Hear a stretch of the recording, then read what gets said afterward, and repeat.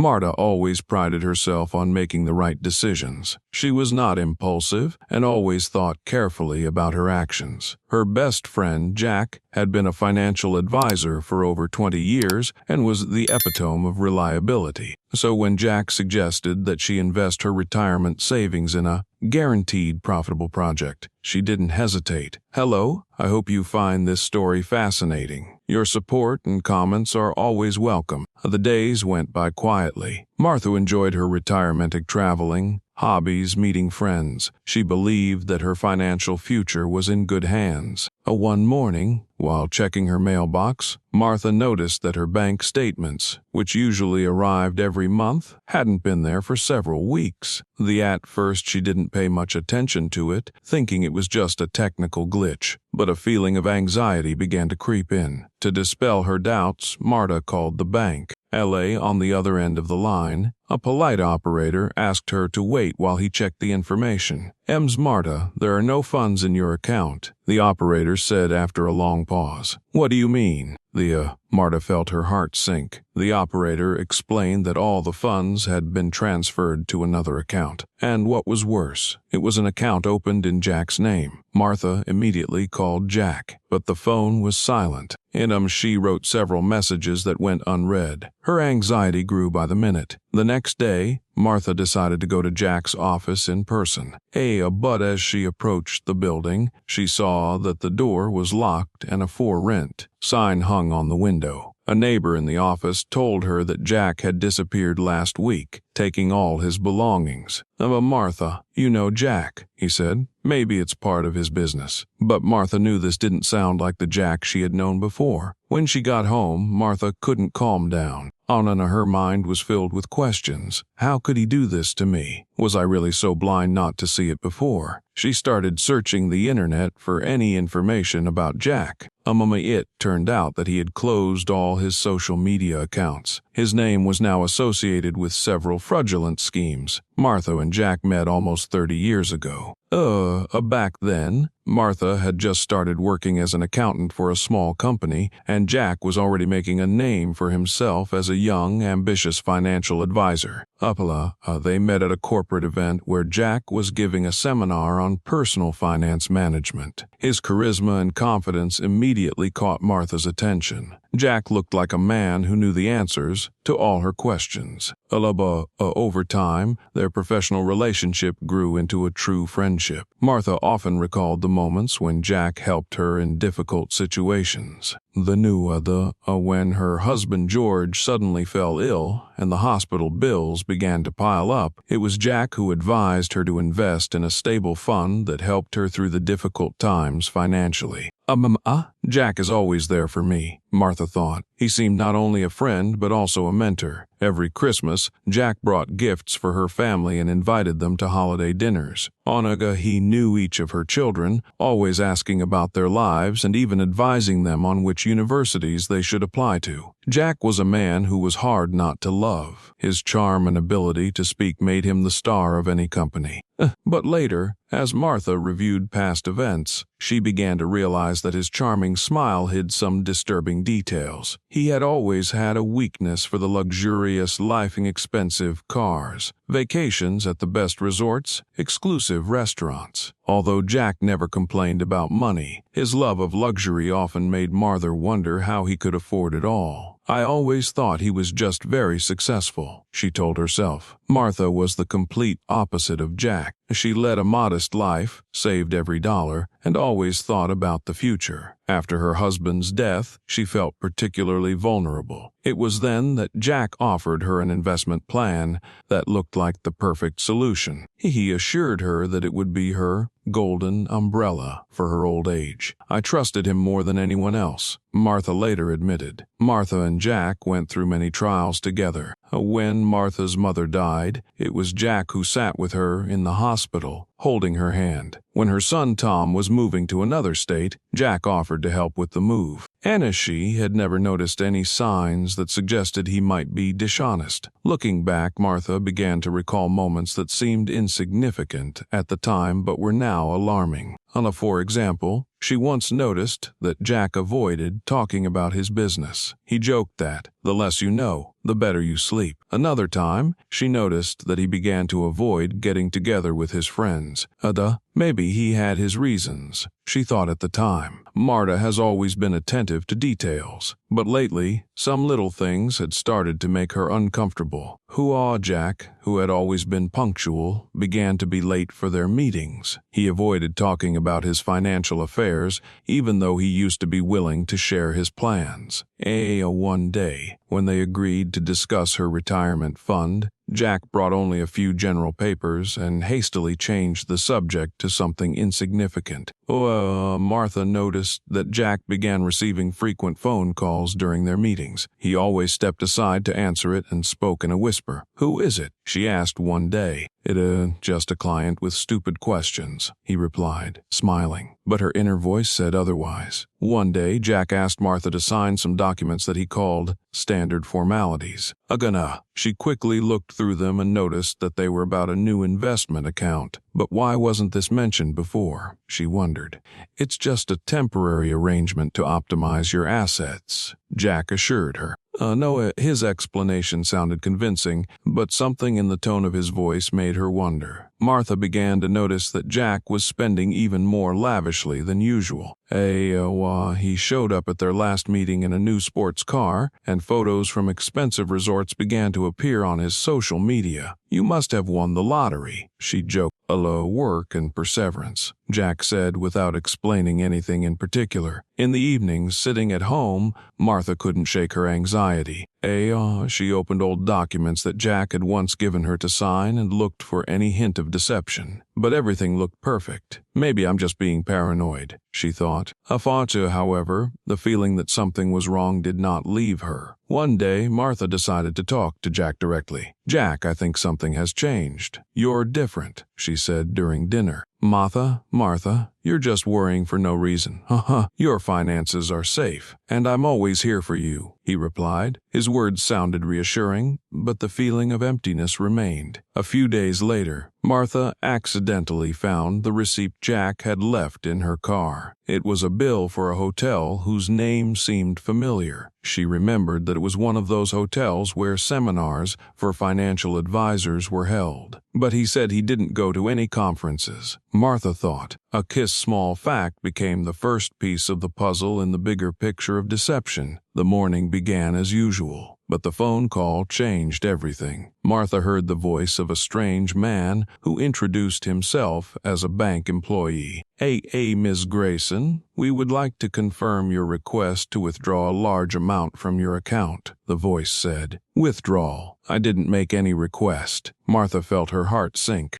It was the first concrete signal that something had gone wrong. Marta immediately logged into her online banking account. She couldn't believe her eyes. Her retirement fund, which she had been saving for years, was almost completely gone.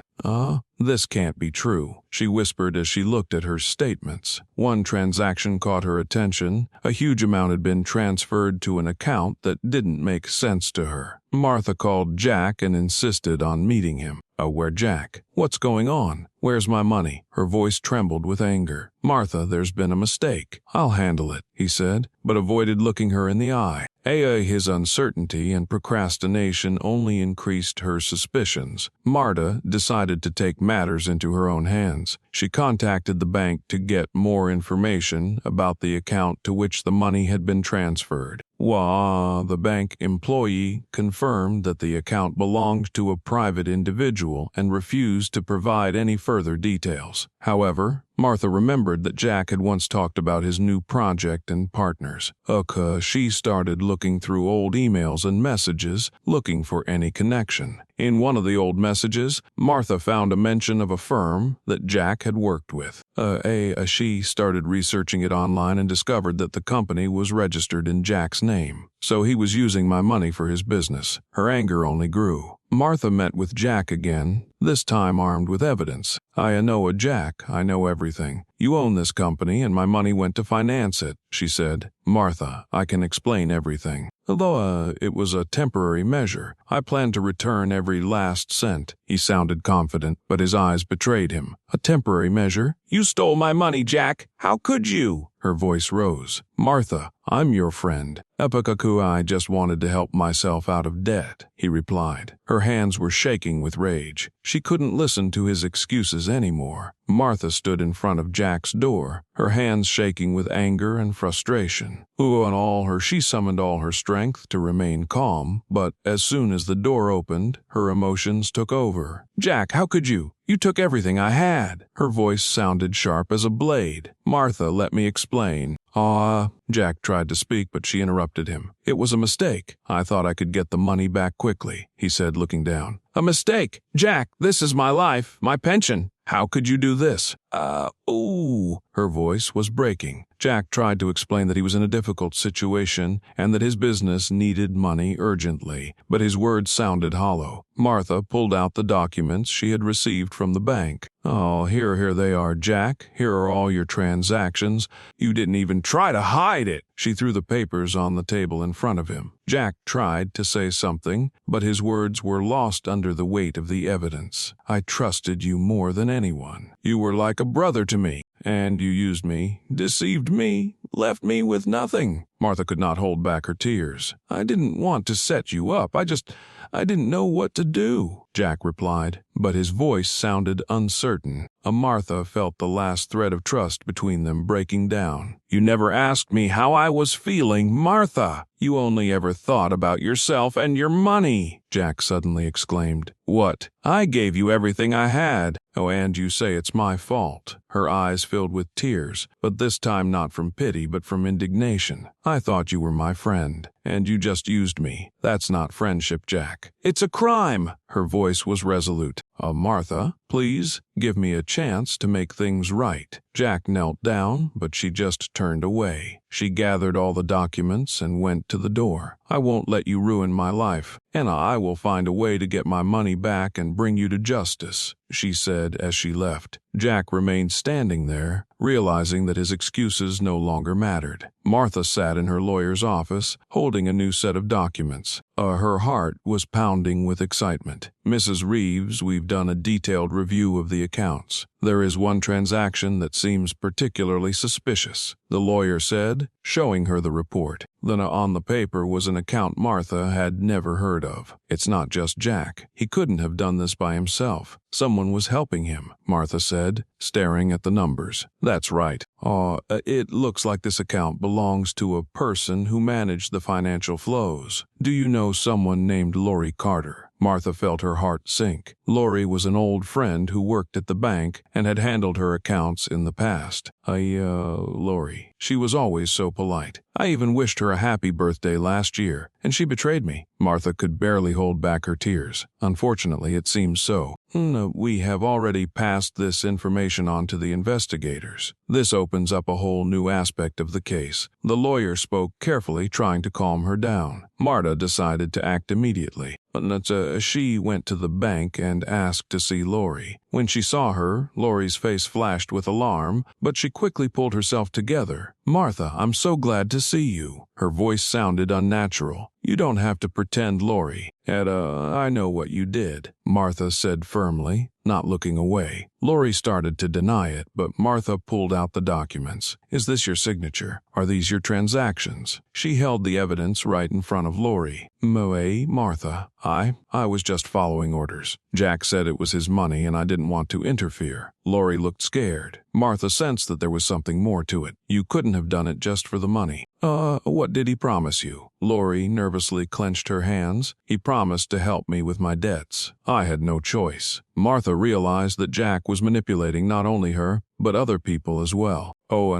Lori, you have to help me. If you tell me everything now, you still have a chance to make things right. Martha tried to appeal to her conscience. Lori thought about it and then said quietly, Okay, I'll give you all the tapes. But you have to promise me that I won't go to jail. Martha sat in her favorite chair, holding a cup of hot tea. Her thoughts were whirling like autumn leaves in the wind. She had all the evidence against Jack and Lori, but the question was what to do next. If I go to court, it could ruin our lives for good. But if I keep quiet, they will just do the same thing to someone else again. she thought. Marta recalled her first years of friendship with Jack. They met at a difficult time for her, and his support was irreplaceable. But now that support had turned against her, how could you betray me like that, knowing how much I trusted you? She said quietly to herself, recalling happy memories. Her heart was torn between the desire to preserve at least some remnants of her friendship and the need to restore justice. The next day, Marta met with a lawyer to discuss her options. Marta, you have every chance of winning this case, but it could take years, and Jack will most likely try to discredit you, the lawyer warned. Can I stand it? Am I ready to fight to the end? She wondered. Oh, the lawyer gave her a few days to think about it, realizing how difficult this decision was. That evening, Marta shared her doubts with her daughter Kate. Mom, I know this is hard for you, but you've always taught me to stand up for the truth, even when it's hard. You have to fight, not just for yourself, but for others who might have been deceived by him, Kate said, holding her mother's hand. Her daughter's words gave Marta new strength. She realized that the decision had already been made, even if it meant sacrificing her peace of mind. The next day, Marta called her lawyer. I've made up my mind. We are going to court, she said with a firm voice.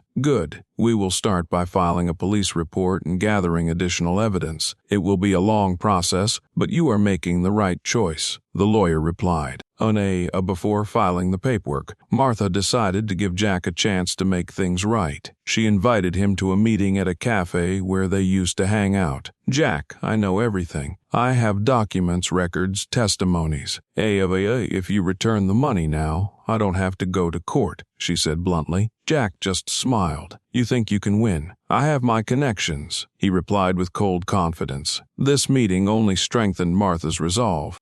She realized that she was no longer afraid of Jack and his manipulations. Let him laugh now, but I know that the truth is on my side, she thought as she left the cafe. Marta was on the threshold of her new life. Months of struggle, loss, and disappointment were behind her. The case was partially won. She received compensation, but she did not receive a full refund of her savings. However, her main victory was different. She regained control of her life. Getting justice was not easy. The court hearings lasted several months, and Jack tried to delay the process in every way possible. He managed to make himself look like a victim of circumstances, but Martha's evidence was too strong. His fight has taken a lot of strength, but I finally feel free, Martha thought as she looked at the official letter from the court. During the trial, Martha met other people who had also been affected by Jack's fraud. Together they formed a small support group where they shared their stories. We're not going to let him cheat anyone else, said one of the group members at their last meeting. These people became a new family for Marta. She no longer felt alone. After the case was over, Marta decided to rethink her life priorities. She realized that she had relied on others for too long and had not taken care of herself. My life is not over because of this betrayal. On the contrary, this is my chance to start from scratch, she said, looking at her old photo album. Martha sold her house, which reminded her of past disappointments, and moved to a small but cozy cottage in the suburbs. Before moving, Martha decided to write a letter to Jack. She didn't want to leave it unanswered, but her words were full of peace, not anger. Jack, you have lost not only my money, but also my trust. I forgive you, but I will never forget. This is not for me, but she wrote. After sending the letter, Marta felt that she had truly freed herself from the past. When she moved to a new city, Marta opened a small shop selling handmade goods. She had always loved sewing, but hadn't had time to do it before. I never thought that my hobby could joy to others and at the same time be my income, she told her customers with a smile. The shop became a place where she met new people and felt needed. Marta sat on the porch of her cottage, watching the sunset. Her heart was no longer burdened by resentment or pain. Life is not only what happens to us, but also how we react to it, she thought, holding a cup of tea. Did Marta make the right choice? What would you have done in her place? Share your thoughts in the comments and subscribe to the channel so you don't miss the next stories.